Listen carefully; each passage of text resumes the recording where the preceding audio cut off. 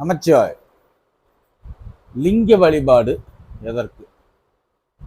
எல்லாமே நம்ம வழிபாடு அப்படின்னு சொல்லிட்டோம்னா அதில் ஒவ்வொன்றையும் நம்ம பார்க்கறதுல இப்போ விநாயகர்னு எடுத்துட்டோம்னா ஒரு யானை முகம் மாதிரி இருக்குது, மீதி மனித உடலாக இருக்குது. முருகன் எடுத்துட்டோம்னா ஒரு குழந்தை வடிவமாக இருக்குது. அம்பாள் அப்படின்னு எடுத்துட்டோம்னா நம்ம அம்மா மாதிரியே ஒரு உருவமாக இருக்குது. ஆனால் இந்த லிங்க வழிபாடு அப்படின்னு சொல்கிறக்கூடிய லிங்கம் அப்படிங்கிறது நம்ம கும்புறதுல என்ன ஒரு தாத்பரியம் இருக்கு. ஆனால் இந்த லிங்க வழிபாடு அப்படிங்கிறத தான் இன்னைக்கு நம்ம விநாயகராக சொல்லக்கூடிய அந்த விநாயகரும் அந்த லிங்கத்தை வழிபட்டு தான் அவருடைய அருளை மேம்படுத்தி கொண்டார். முருகனும் அதே சிவபூஜை செய்து லிங்க வழிபாடு பண்ணி தான் அருளை மேம்படுத்தி கொண்டாங்க. அம்பாலும் நிறைய இடத்துல சிவ வழிபாடு செய்வதற்கென்றே உருவான ஆலயங்களில் சிவலிங்கத்தை தான் வழிபடுறாங்க. நம்மளுடைய இப்போ நாராயணன் பெருமாள் சொல்கிறோம், பிரம்மா சொல்கிறோம், தேவர்கள் சொல்கிறோம். நம்ம புராண கதைகளில் வந்த ராமர், கிருஷ்ணர், அர்ஜுனர் எல்லாருமே இந்த சிவலிங்கத்தை தான் வழிபட்டாங்க. அப்போ இந்த சிவலிங்க வழிபாடு அப்படிங்கிறது எதுக்கு? ஏன் இவ்வளவு புராணங்கள்லையும் இவ்வளவு கதைகள்லையும் இன்றும் வெளிநாடுகள்லேருந்து எங்கே தோணினாலும் சிவலிங்கமாக தான் வெளிப்படுது. அப்போ சிவ வழிபாடு அப்படின்னு சொல்லும் போது எல்லாமே சிவனை ஒரு உருவமாக செஞ்சு ஜடாமுடி அப்படியெல்லாம் வச்சு வழிபடுறவங்கள விட இந்த சிவலிங்கத்தை வழிபடுறவங்க தான் நிறையா இருக்காங்க. அப்போ ஏன் இந்த சிவலிங்கத்தை வழிபடுறோம் அப்படின்னு தெரியாமலேயே நம்ம வழிபட்டு இருக்கோம். வழிபாடு அப்படிங்கிறதுல முதல்ல முதல் நிலை உருவ வழிபாடுன்னு. உருவம்னா என்னன்னா நம்மளை மாதிரியே ஒரு முகம், கை, கால் இதெல்லாம் இருந்துச்சுன்னா அது உருவ வழிபாடு. அந்த உருவ வழிபாட்டிலேயே கொஞ்சம் நம்மளுக்கு என்னென்ன மாதிரியான சாமிகள் வேணும் அப்படின்னா, நம்மளுக்கு ஒரு அடியாள் மாதிரி நம்ம சொல்றதெல்லாம் கேட்டு மிரட்டுற மாதிரி இருக்கிறதுக்கு இந்த கருப்பணசாமி, மதுரை வீரன் இந்த மாதிரி கொஞ்சம் முரட்டு உருவங்களாக இருக்கக்கூடிய சாமிகளை கும்பிடுறோம். அடுத்து யானையும் மனிதனும் கலந்த உருவமாக ஒரு விநாயகர் வழிபாடு பண்ணுறோம். அடுத்து குழந்தை, எங்கே பார்த்தாலும் குழந்தைய பார்த்தோன்னா நினைக்கும், குழந்தைய முருகனாக கும்பிடுறோம். அடுத்து இங்கனால அம்மாவை பார்த்து அம்மாவை கும்பிடுறோம். அடுத்து பெருமாள், இவங்க எல்லாத்தையுமே நம்மளை ஒத்த முகம் இவங்கள பார்த்தே கும்பிட்டுட்டு இருக்கோம். ஆனால் இந்த லிங்க வழிபாடு மட்டும் இப்படி உருவத்தில் மட்டுமே இருந்தீன்னா நீ எங்கும் இறைவன், எதிலும் இறைவன் என்ற நிலைக்கு நீ முன்னேற மாட்ட. அப்படிங்கும்போது இந்த உருவ வழிபாடுங்கிறது படிநிலை. இந்த படிநிலையிலேருந்து அடுத்த நிலைக்கு வர்றதுக்கு பேர் தான் அரு உருவ வழிபாடுன்னு பேர். உருவமாக இருக்கும், அது என்ன உருவம் என்று விவரித்து சொல்ல முடியாது. இப்போ எல்லாம் லிங்க வழிபாடுன்னு சொல்கிறோம். லிங்கம்னா என்ன, இப்படி மேலே இப்படி முழுக்குன்னு இருக்கும் அப்படின்னு சொல்லுவோம். ஆனால் அது என்ன உருவம் அப்படின்றத நம்ம சொல்ல முடியாது. இதே சதுரம்னா சதுரம்னு சொல்லிடலாம், வட்டம்னா வட்டம்னு சொல்லிடலாம். இந்த லிங்கம் மட்டும் பானம் மாதிரி இப்படி லிங்கம் மட்டும்தான் இருக்கும்.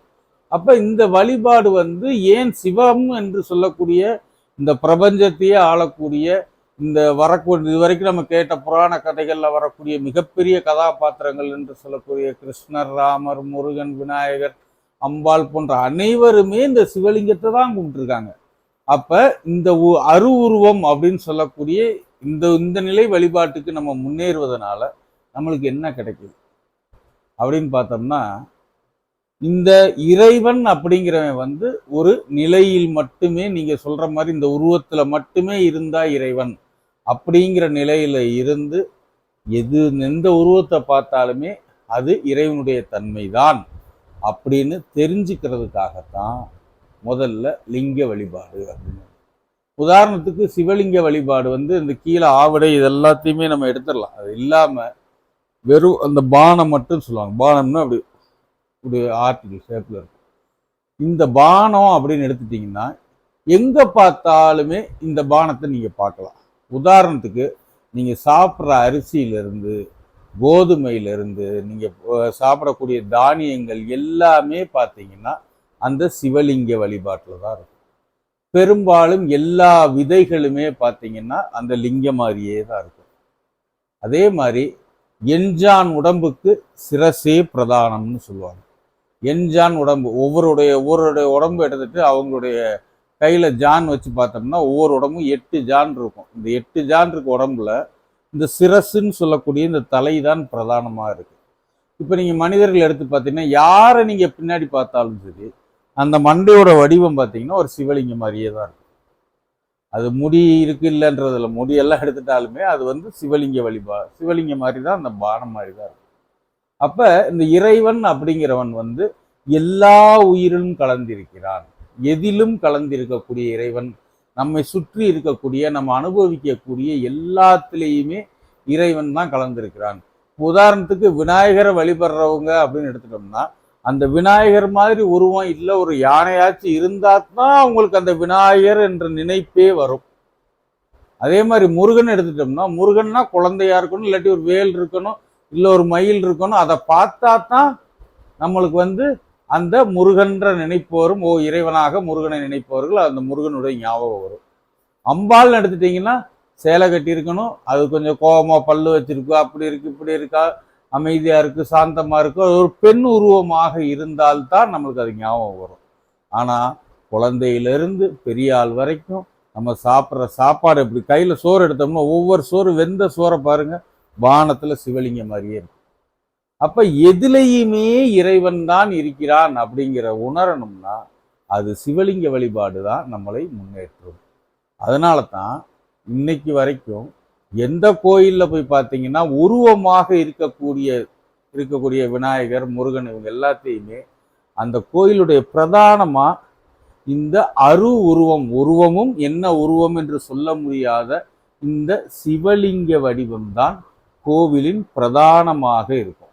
அது சுற்றி வெளியில வந்து பார்த்தீங்கன்னா பரிவார தேவதைகள், விநாயகர், முருகன், இந்த சப்தகன்னி மாதர், 63 நாயன்மார்கள், இவங்க எல்லாருமே உருவமா இருப்பாங்க. ஏன்னா நம்ம அந்த உருவத்தை பார்க்கும்போது மட்டும்தான் அது அந்த கடவுள் என்ற ஞாபகம் வரும். ஆனால் சிவலிங்க வழிபாடு அப்படிங்கிறத நம்ம செய்ய செய்ய பார்ப்பது எல்லாம் சிவலிங்கம். இங்கே வளர்ந்தது எல்லாம் ஒரு மரம் தெரியுது, அந்த மரம் எந்த வித்துல இருந்து வந்தீங்கன்னா அந்த அந்த விதை வந்து பார்த்தீங்கன்னா சிவலிங்க வடிவத்துல தான் இருக்கும். நம்ம உண்ணுகின்ற உணவு, பார்க்கின்ற மனிதர்கள் எல்லாரையும் மண்டையை பார்த்து தான் பேசுவோம். அந்த மண்டையில் அந்த முகத்தை மட்டும் மறைச்சிட்டு எந்த முகத்தை வேணா பாருங்க, அது ஆம்பளை முகமா இருக்கட்டும், பொம்பளை முகமா இருக்கட்டும், குழந்தை முகமா இருக்கட்டும், எந்த முகமா வேணா பாருங்க, அது வந்து சிவலிங்கமா தான் இருக்கும். அப்போது இறைவன் என்பவன் எங்கும் இருக்கிறான், எதிலும் இருக்கிறான் என்ற அடுத்த நிலை. அதாவது இறை வழிபாட்டில் வந்து உருவ வழிபாடு, அடுத்து உருவ வழிபாடு, அதுக்கு அடுத்து அருவ வழிபாடு. அருவம்னா உருவமற்ற தன்மை. அந்த உருவமற்ற தன்மைக்கு போறதுக்கு முன்னாடி நம்மளுக்கு வந்து உருவ நிலை. அதனால தான் சிவம் அப்படிங்கிறது எங்கும் நிறைந்திருக்கிறது, எதனுள்ளும் கலந்திருக்கிறது.